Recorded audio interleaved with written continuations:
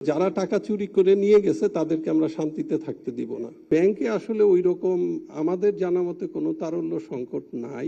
Governor ঋণ খেলাপি এটা 4 মাসে অনেকবার শুনলাম। বিভিন্ন দেশে টাকা ফ্রিজ হচ্ছে, কিছু লোক টাকা রাখলো ব্যাংকে, আরেক দল লোক টাকাটা চুরি করে নিয়ে গেল।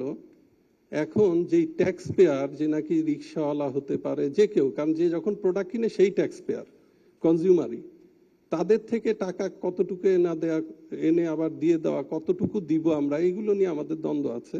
এরপরে সক্ষমতার ব্যাপার আছে। সো ব্যাংকে আসলে ওই রকম আমাদের জানা মতে কোনো তারল্য সংকট নাই। যেই 5টা ব্যাংকে আছে, এই 5টা ব্যাংকে আছে সংকট। আর যেই কিছু ব্যাংক আছে, কিছু সমস্যা তাদের আছে, সেগুলোর বিষয়ে আমরা খুব দ্রুত সিদ্ধান্ত নিব। কারণ আমরা একসাথে হয়তো এই 5 লাখ কোটি টাকা রাজস্ব খাত থেকে আনা আমাদের পক্ষে সম্ভব না, এটা রিয়ালিটি। আমরা সেটা অন্যান্য যে মেকানিজম আছে সেইভাবে আমরা চেষ্টা করব। গভর্নর ঋণ খেলাপি এটা 4 মাসে অনেকবার শুনলাম। সো আমি কখনো ব্যাখ্যা দিইনি, কারণ আমার সাথে আমার অনেক সাংবাদিক ভাই বন্ধুদের অনেক কথা হয়। আমি বলেছিলাম যে রেগুলেটর কথা না বলাই ভালো।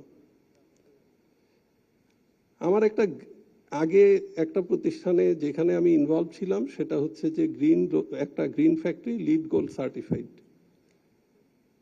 দুই ধরনের, একটা হচ্ছে ওভারডিউ হয়, ডিলে হয়, সেটা এক জিনিস, আর একটা হচ্ছে খেলাপি, বিএল হয়ে যায় যখন। আজ পর্যন্ত সেই ফ্যাক্টরি একদিনের জন্য বন্ধ হয় নাই। আজ পর্যন্ত সেই ফ্যাক্টরি একদিনের জন্য এক্সপোর্ট বন্ধ হয় নাই। আজ পর্যন্ত সেই ফ্যাক্টরির 1 মাসের জন্য বেতন ডিলে হয় নাই। আজ পর্যন্ত সেই ফ্যাক্টরি ব্যাংকের কাছে 1 টাকা ঋণ মৌকুফ চায় নাই।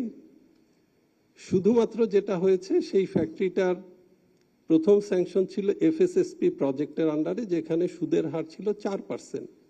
তো 150 কোটি টাকা ইনভেস্ট করার পরে ব্যাংক জানায় যে ওই ফান্ডটা শেষ হয়ে গেছে, আপনাদেরকে এখন 9 থেকে 11% সুদ দিতে হবে। সো স্বাভাবিকভাবে রিপেমেন্ট আগের প্রজেকশন অনুসারে হয় নাই, সেটা ডিলে হয়েছে, এবং সেখানে কোভিড ছিল, অন্যান্য প্রবলেম ছিল। তবে এইটা নিশ্চিত থাকেন যে আমরা কখনো 1 পয়সা 1 টাকা ঋণ মৌকুফ চাই নাই, ঋণ নেইও নাই, এবং সেই প্রতিষ্ঠানের মধ্যে 100 কোটি টাকার উপরে ব্যাংকে পরিশোধও করে দিচ্ছে। সো আমরা আসলে বলতে অনেকগুলো বলতে একটা মিথ্যা কথাকে সত্য অনেক সময় করে ফেলি। আর অন্যান্য যেটা আছে, যে টাকা চুরি হয়ে গেছে, যেটা আমরা ডে 1 থেকে এটার ব্যাপারে খুব স্ট্রিক্টলি ফলো আপ করছি। আমাদের একটা stolen asset recovery task force আছে, এটা নিয়ে আমরা নিয়মিত বসছি। এবং খুবই নির্মম সত্য কথা হচ্ছে যে স্টোলেন অ্যাসেট রিকভারির এমনিতে সাকসেস রেট হচ্ছে খুবই কম। তার অর্থ এই না যে আমরা সেই প্রয়াসটা বন্ধ করে দিব। স্টোলেন অ্যাসেট রিকভারির গ্লোবালি সাকসেস রেট হচ্ছে <2%, এবং এটাতে সময় লাগছে 7 থেকে 10 বছর।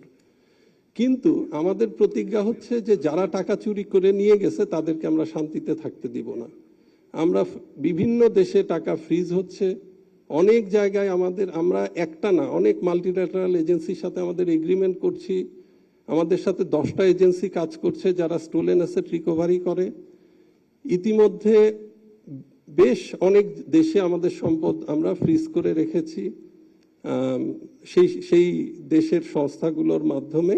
এবং এই প্রচেষ্টার ব্যাপার আমাদের অব্যাহত শুধু নাই, এইটাকে আমরা আরো স্ট্রেনথেন করছি। আমাদের একটা জয়েন্ট ইনভেস্টিগেশন টিম আছে, সেটা নিয়ে আমরা নিয়মিত বসছি।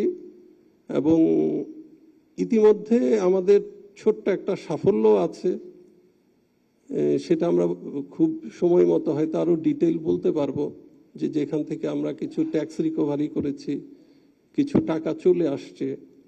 এই প্রচেষ্টাটা অব্যাহত আছে। তবে আপনাদেরকে গ্যারান্টি দিয়ে বলতে পারি, আমরা তাদেরকে চেস করতে থাকবো, যেই দেশেই যাক, যেখানেই যাক, যে অবস্থায় যাক। এমনও হয়েছে যে এক দেশ থেকে, কারণ যারা টাকা চুরি করে এরা অনেক বেশি লেয়ারিং করে, এই দেশ থেকে ওই দেশে যায়, ওই দেশ থেকে ওই দেশে যায়, যেতে থাকে। হয়তো আজকে একটা জায়গায় আমরা ফ্রিজ করার জন্য রিকোয়েস্ট পাঠাচ্ছি, দেখছি যে তার আগেই ও অ্যাসেটটা ট্রান্সফার করে ফেলছে।